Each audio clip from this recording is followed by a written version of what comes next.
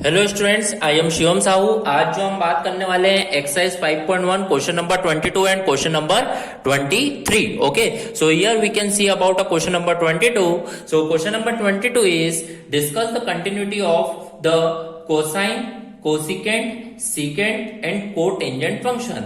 आपको डिस्कस करना कंटिन्यूटी किस किस के बारे में, cosine, cosecant, secant and cotangent. Okay, तो यहाँ पर अपन सबसे पहले डिस्कस करेंगे अपना कोसाइन के बारे में। ओके, कोसाइन के बारे में डिस्कस करेंगे। तो सबसे पहले आप ये समझिएगा कोसाइन का मतलब क्या हुआ। तो कोसाइन मतलब होता है कॉस फंक्शन। ओके, क्या फंक्शन होता है, कॉस। तो इसका मतलब एफ एक्स जो होगा वो आपका क्या होगा, cos x.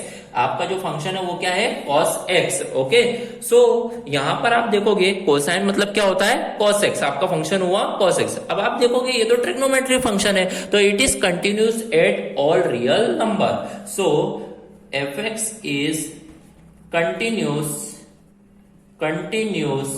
Eight all real number. Okay, इसके ऊपर यदि लिखना चाहते हो तो लिख सकते हो cos x। जैसे आप लिखना चाहो तो लिख सकते हो cos x is continuous at all real number. So f x is continuous at all real number. Okay, so here our first part is completed. After that अपन सेकंड की बात करते हैं। सेकंड आपको लिखा हुआ है यहाँ पर कोसिकेंट। ओके, अब यहाँ पर कोसिकेंट का मतलब समझते हैं कि कोसिकेंट मतलब क्या होता है। कोसिकेंट मतलब क्या होगा, कोसेक। ओके, तो यहाँ पर जो आपका फंक्शन होगा वो क्या होगा, कोसेक। क्या होगा, कोसेक एक्स। ओके, अब मैंने देखा कोसेक है तो कोसेक को क्या मैं ये लिख सकता हूं क्या, 1/sin x। ओके, लिख सकते हैं यहाँ पर। अब मैंने जैसे ही देखा मेरा जो फंक्शन 1/sin x है, तो sin x is a trigonometric function. Okay, तो ये भी कंटिन्यूस होगा एट ऑल रियल नंबर। तो यहाँ पर भी क्या होगा, सो यहाँ पर आप देखिए क्या होगा, it is continuous at all real number but except आप क्या बोल सकते हैं, sin x is not equal to 0। Except sin x आपका 0 नहीं होना चाहिए। यदि ये 0 हो गया तो आपका 1/0 क्या हो जाएगा, infinite. Okay, except sin x equal to 0, और we can say that x is not equal to n pi. यदि x n पाई हो जाएगा तो भी ये 0 होगा। तो इसी कारण ये इन दोनों को छोड़ के बाकी सब ऑल रियल नंबर पे क्या रहेगा, कंटिन्यूस रहेगा। Okay, so here our second part is completed. अब अपन बात करते हैं अपने थर्ड वाले पार्ट पर।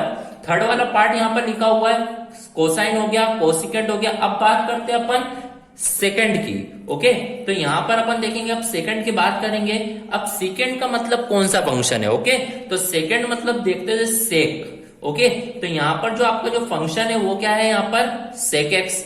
अब मैंने देखा सेक एक्स को क्या लिख सकते हैं अपन, 1/cos x। क्या लिख सकते हैं, 1/cos x। ओके, तो ये भी मैंने देखा यहाँ पर 1/cos x मतलब ट्रिग्नोमेट्रिक फंक्शन है। So it is continuous at all real number. Okay, तो यहां पर भी it is continuous at all real number except cos x is not equal to 0। cos x जो है वो आपका क्या नहीं होना चाहिए, 0 नहीं होना चाहिए। और x is not equal to 2n+1 π/2। Okay, cos x 0 नहीं आना चाहिए और x is not equal to 2n+1 π/2। Okay, तो here our third part is completed of question number 22। अब बात करते हैं अपन लास्ट की। यहां पर लिखा है कॉट टेंजेंट। ओके, तो यहां पर फोर्थ वाले पार्ट को देखेंगे। फोर्थ वाला पार्ट आपका जो लिखा हुआ है वो क्या लिखा हुआ, कोट टेंजेंट। ओके, अब कोट टेंजेंट के मतलब से यहां पर कौन सा फंक्शन समझ में आ रहा है, तो यहां पर जो फंक्शन होगा वो होगा कॉट एक्स। क्या होगा, कॉट एक्स। ओके, तो यहां पर कॉट एक्स लिख दिया।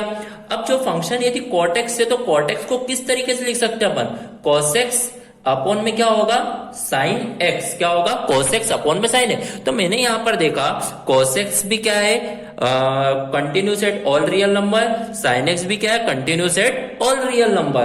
तो यहां पर मैंने देखा मान लीजिए इसको मैं px बोल देता हूं और इसको मान लीजिए ये मेरे को बोल देता हूं qx। ओके, सो यहां पर px is continuous, px is continuous at all real number, qx is continuous at all real number. तो इसका मतलब ये हुआ कि px अपॉन qx भी जो होगा वो कंटिन्यूस एट रोल नंबर। तो इसका मतलब सो px upon qx is continuous at all real number. Okay, ये तो हुआ आपका, बट एक्सेप्ट साइन एक्स आपका जीरो नहीं होना चाहिए, क्योंकि यदि साइन एक्स जीरो हो गया तो cos x upon zero infinite हो जाएगा। Okay, so but except sine x is not equal to a zero. Okay, और लिख सकते हैं यहां पर x is not equal to a n pi. Okay, तो इस तरीके से यहां पर ये कंटिन्यूटी डिस्कस होगी क्वेश्चन नंबर 21 में। ओके, तो यहां पर अपना क्वेश्चन नंबर 22 ऑफ एक्सरसाइज 5.1 का क्या हुआ, कंप्लीट हुआ। ओके, अब अपन बढ़ते हैं अपने नेक्स्ट क्वेश्चन 23rd की ओर। तो 23rd क्वेश्चन क्या लिखा हुआ है, find all the point of discontinuity. आपको बताना है find all the point of discontinuity of function where f x is this. Okay, आपको यहां पर ऑल द पॉइंट बताना है डिसकंटिन्यूटी के। तो यहां पर अपन चेक करते हैं कि किस पॉइंट्स पे ये फंक्शन जो है आपका डिसकंटिन्यूटी आपका फंक्शन है। ओके, तो यहां पर अपन देखेंगे, सॉल्व करते हैं। तो आपने इस क्वेश्चन को देखा तो यहां पर आपके फंक्शन है sign x upon x and x plus one. आपकी जो लिमिट है वो क्या है, जीरो। तो समझ में आ गया है कि at x equal to zero पर आपको सॉल्व करना है। ओके, तो सबसे पहले मान लीजिए मैं एलएचएल फाइंड करूंगा। सबसे पहले एलएचएल को लिखने का तरीका, limit x tend to zero minus f of x. क्या होगा, limit x tend to zero minus f of x. अब मैंने देखा limit x tend to zero minus mean zero minus h, zero से छोटा मतलब क्या हो जाएगा, साइन एक्स अपॉन में एक्स। ओके, तो इसका मतलब लिमिट जब मैं x equal to minus h put करूंगा तो एच टेंड टू यहां पर हो जाएगा जीरो। लिमिट क्या हो जाएगी, एच टेंड टू जीरो। तो इसका मतलब साइन एक्स की जगह पर माइनस एच और एक्स की जगह पर माइनस एच। तो limit h tend to zero, sine minus theta क्या होता है, माइनस साइन एच अपॉन में माइनस एच। तो इसका मतलब माइनस से माइनस कैंसल आउट। अब यहाँ पे 11th क्लास की एक प्रॉपर्टी याद आ गई है कि साइन एच अपॉन एच क्या होगा, 1। तो इसका मतलब जो आपका एलएचएल आएगा वो क्या आएगा, 1 आएगा। ओके, तो इस तरीके से आपका एलएचएल फाइंड हो चुका है। अब मैं बढ़ता हूं अपने नेक्स्ट वाले पार्ट की ओर। नेक्स्ट वाला पार्ट मींस मेरे को आरएचएल फाइंड करना है। ओके, तो आरएचएल में देखूंगा, लिखने का तरीका limit x tend to zero plus f of x.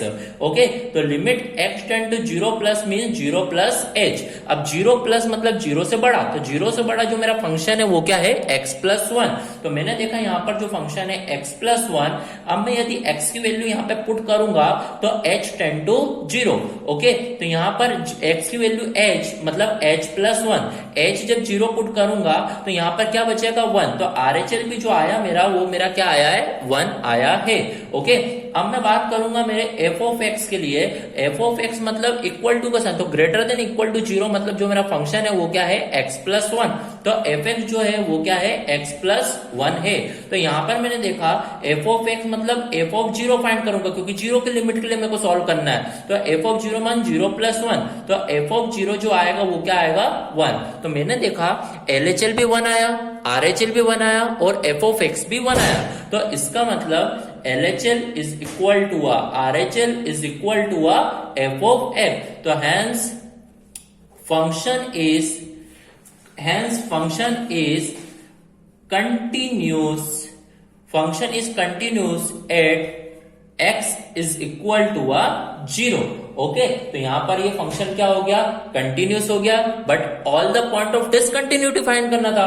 तो यहां पर अपन लिखेंगे here no point of discontinuity. आपने तो यहां पे देखा तीनों इक्वल आएगा मतलब कंटिन्यूस है, x equal to 0। So here no point of discontinuity. No point of discontinuity. Okay, concept समझ में आया? तो यहां पर अपना question number 22 and question number 23 of exercise 5.1 is completed. Thank you.